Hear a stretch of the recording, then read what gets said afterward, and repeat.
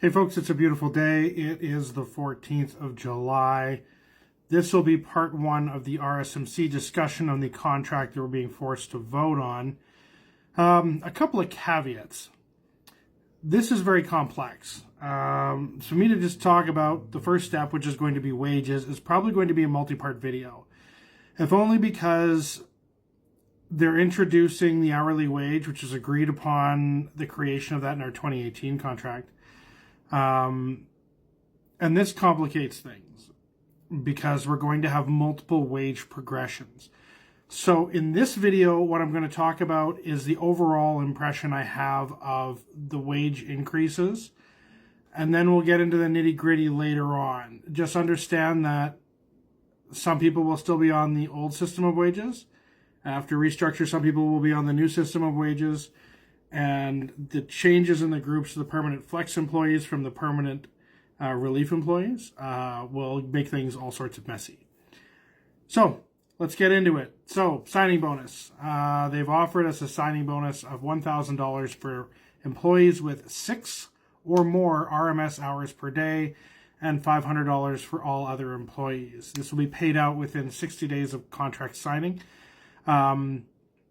This is not pensionable. It is taxable. It will probably be paid on a check in which you're making money. So you're going to pay a whole bunch of taxes. For hourly wages, it works out to about 12.5 cents an hour over the course of 4 years for anybody with 6 or more RMS hours, depending on the number of hours you work. And then that will be taxed. So it's actually only like 7 cents an hour before that. Ultimately, it's a bribe. It's not worth taking, in my opinion. It may seem enticing at first, but really it's not when you start adding things up. In the urban video, I talked a little bit more about the history of wages. That's a little bit more difficult to do with RSMCs because your wages has been built entirely off of activity values for a long time. And I can tell you that from calculating the activity values, that the amount of money they're offering is actually correct. But I'll get to that in a second. So the corporation is offering us 13% over the course of 4 years. Something like 6, 3, 2, and 2%. So for those who are going onto the wage system, I did the math, and it doesn't work out to 13.5% compounded over the 4 years. It only works out to 12.75%. I'm not sure exactly why, 12.74%, just to be accurate. I'm not sure why that works out the way it does. I'm not sure if there is some particular group that gets that, but this is the same thing I'm seeing on the urban side, is that the advertised number is higher than what you're actually going to get. For those of you who are still on the on the old system, it's not lower, on the old system of RMS values, I looked over the activity chart and I went over about a dozen items, and they are correct. Actually, frequently it's 13.6% increase over the term of the contract, and that's done by subtracting the last RMS activity value from the contract that we're currently on, and then figuring out the difference between that and the final value of the contract going forward. So it's not what it's cracked up to be, and the intention is for all of you to end up on the hourly value. There are various benefits and drawbacks to that in the long run, but that appears to be that we're going. That decision was made in 2018. Off we go. So now that that's clear as mud, let's talk a little bit about COLA. COLA has been significantly beneficial to us over the past couple of years because the inflation rates have been so high.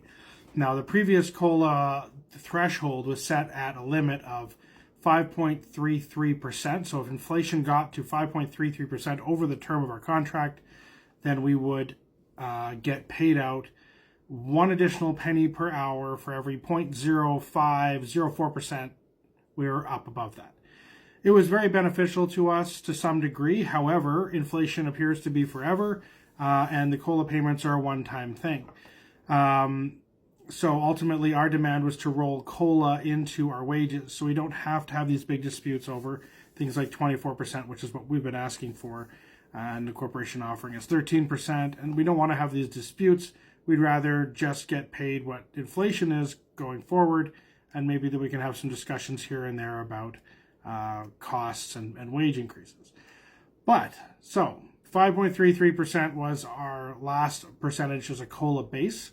Now they've increased it to 7.16%, which is almost a 50% increase. And they want to do the CPI as of January 2025, not from when our contract expired. And that's important to them because if we did it from January 2025, from 2024, we would already be over the 5.33%. So we could still hit this in our term of our contract, but ultimately, other than reducing the amount or reducing the likelihood of you getting it, we're not increasing any payments or actually getting you any benefits in the long run. So this just makes COLA worse instead of better. So one significant change they want to make is that they want to change the progression system for permanent relief employees, who will now be known as permanent flex employees. And they want to change it from a 5-step process to a 7-step process. So right now, pre's start at 85% of the value of a route. They want to decrease the starting rate to 80% and then have it go up by 3% per year until we get to 100%.